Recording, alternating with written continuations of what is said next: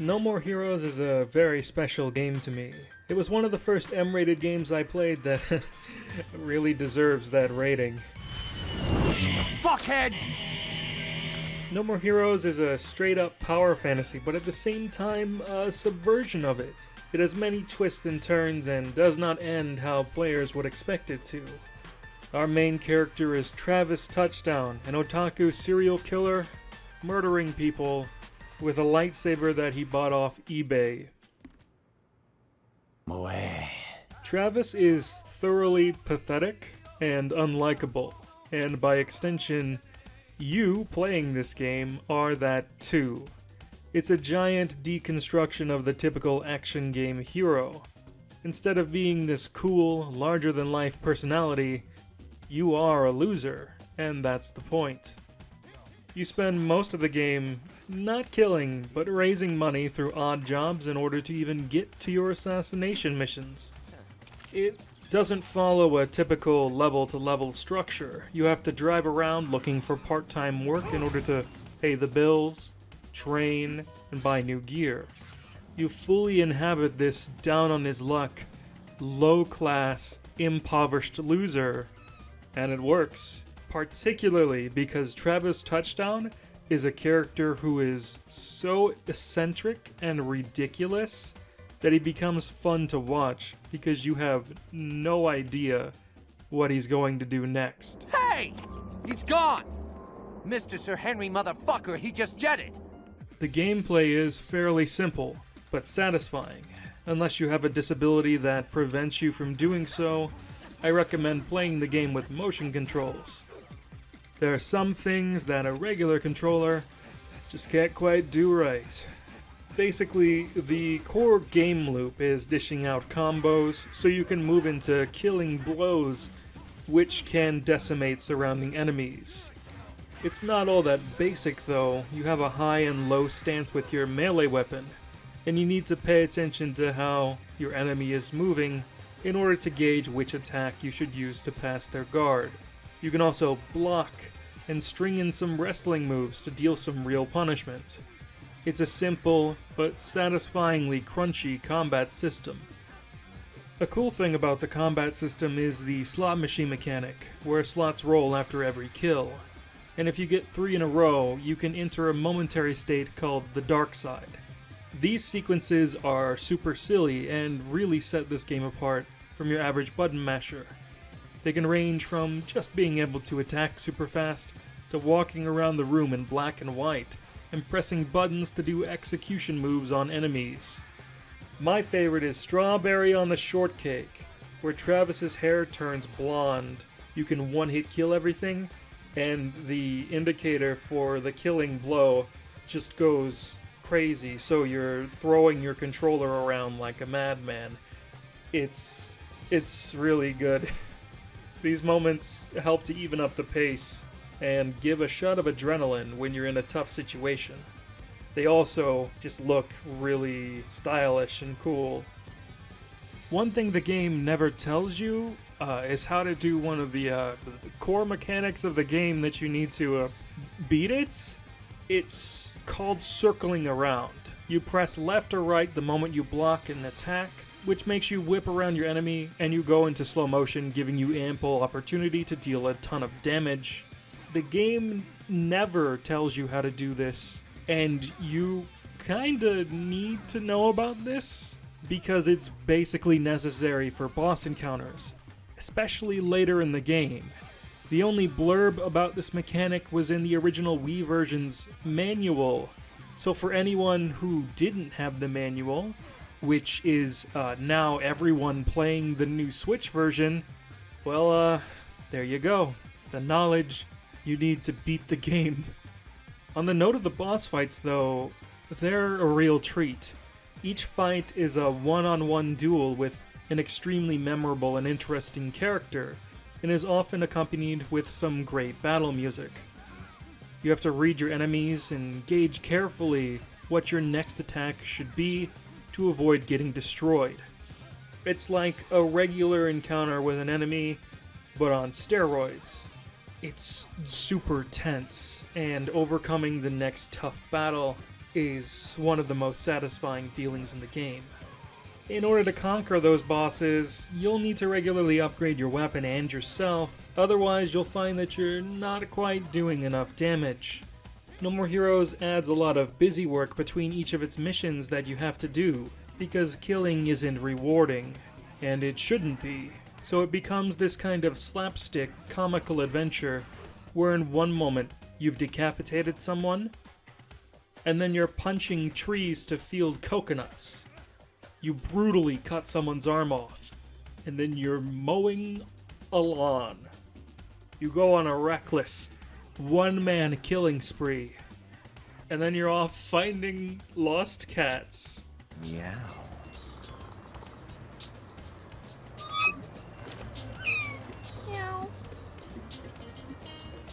No More Heroes contrasts its violence perfectly with this surreal, parodic, over-the-top world, and it is an incredible thing.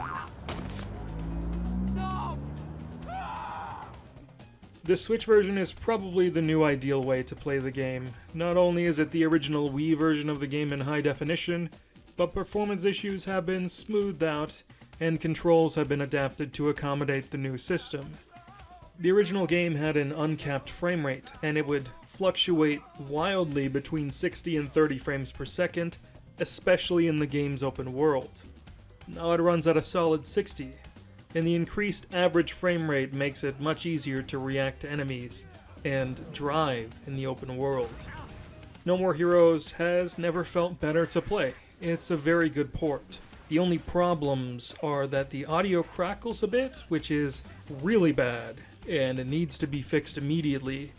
And there's one misplaced piece of music, the K Entertainment theme. In the original, it was this mellow track that really fed the atmosphere.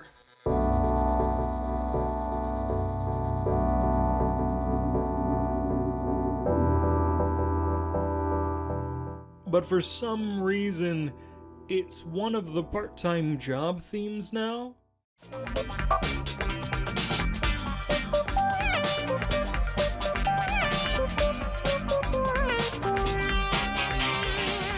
I can only assume this was a mistake.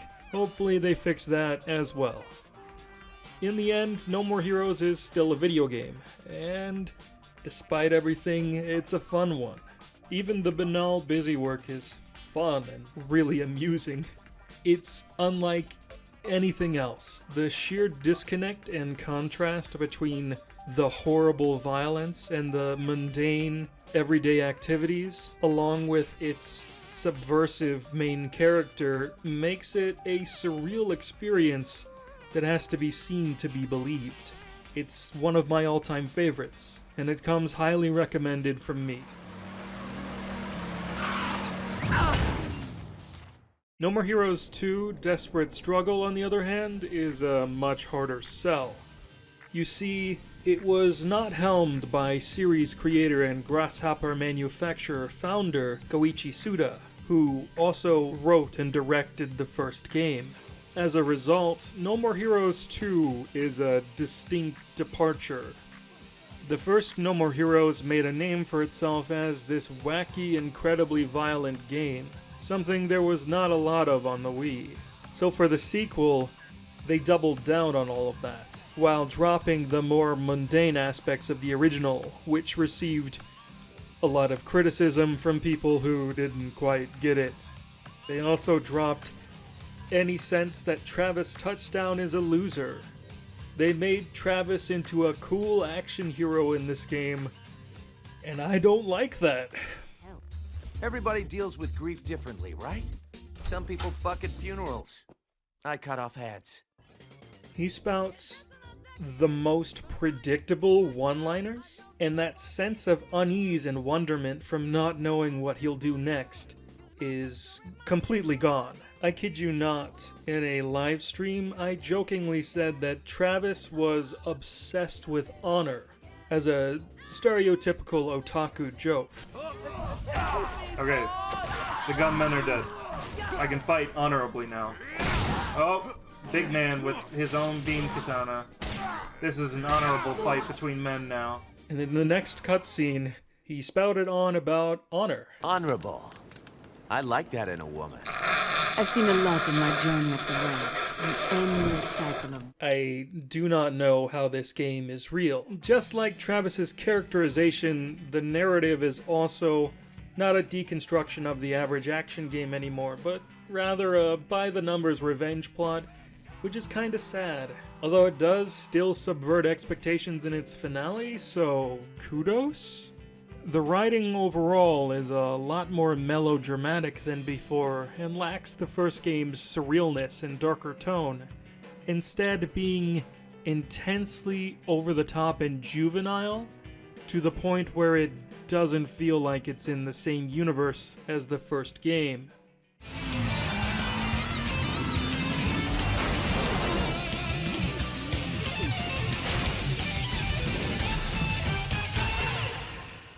Even the laid-back jobs from the original game have been converted into fun, retro mini-games that are not really the departure from the usual style that they were in the original. Don't get me wrong, most of them are really fun and I like them, but they're just more wacky silliness that doesn't feel like it belongs. Except, Suda, either out of spite or because he was having a laugh, put the job that everybody hated from the first game in here, except even worse, because of course he did. And those minigames are all optional, hence why they're called side jobs now. You only need to do them to get money for upgrades, which you do definitely need, but still, it's very different from having to do those banal jobs in the first game because you needed the money to do the levels. It's a choice now if you want to do a certain job or not. Also, the training minigames in 2 are some of the worst things I've ever played, and I hate them so much. Similarly, the core gameplay is also significantly worse. While the presentation is overall improved, and the game looks a lot flashier, attacks lack the same punch they had in the original due to a difference in animation and feedback. Even the standard beam katana doesn't control like it did in the first game. While the presentation for the combat has gone up, the presentation for the slot machine mechanic has gone down.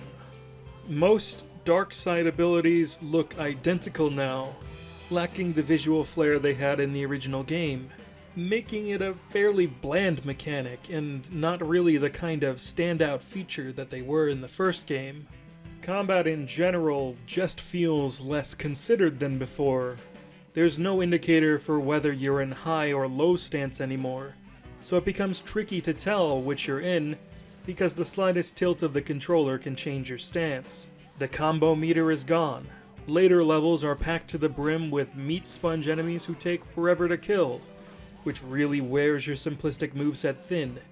And because the combo meter is gone, button mashing is far less engaging and stringing together combos is far less rewarding.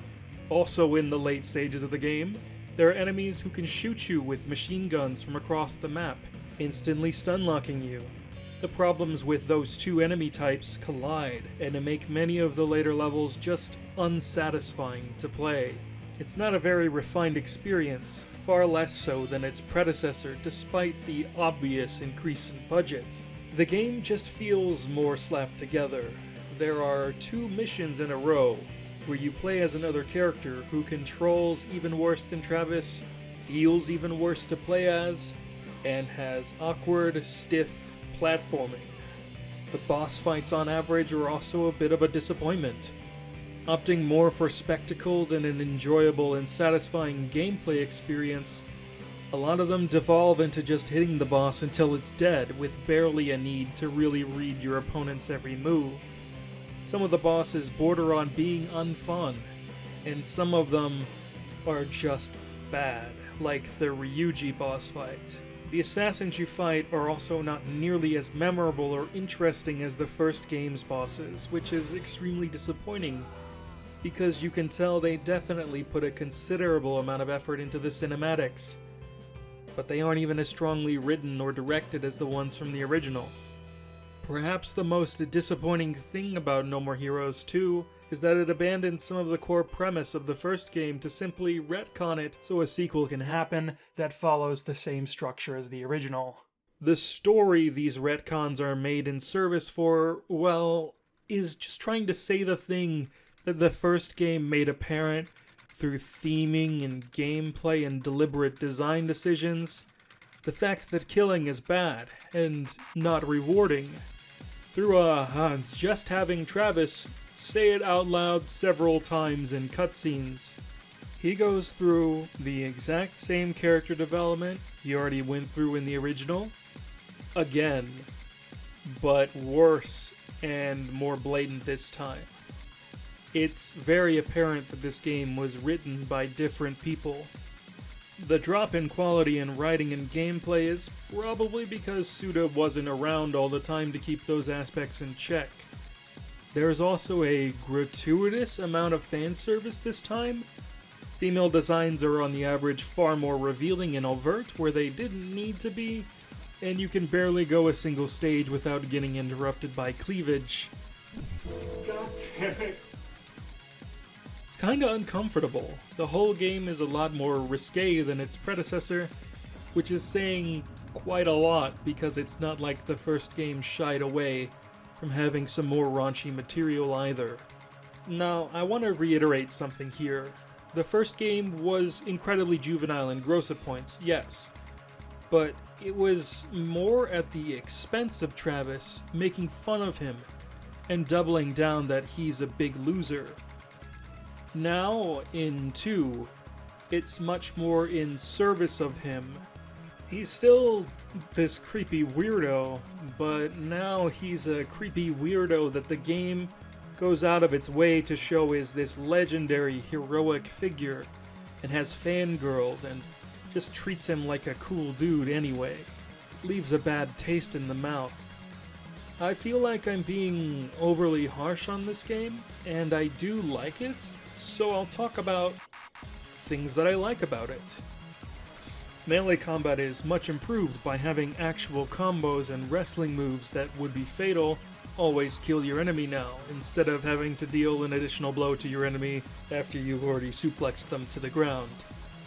You can switch weapons in the middle of levels now, which adds some variety to combat by giving you more options.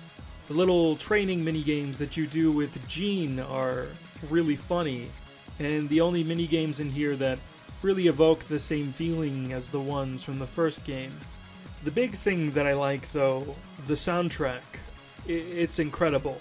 There's such an array of different genres and music in No More Heroes 2 that it kind of makes it worth going through some of the muddier parts of the game. For example, the first of the aforementioned awful levels where you play as another character.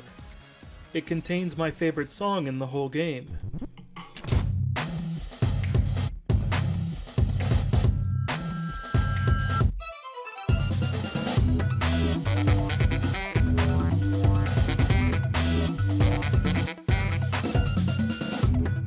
This Switch port is also pretty good.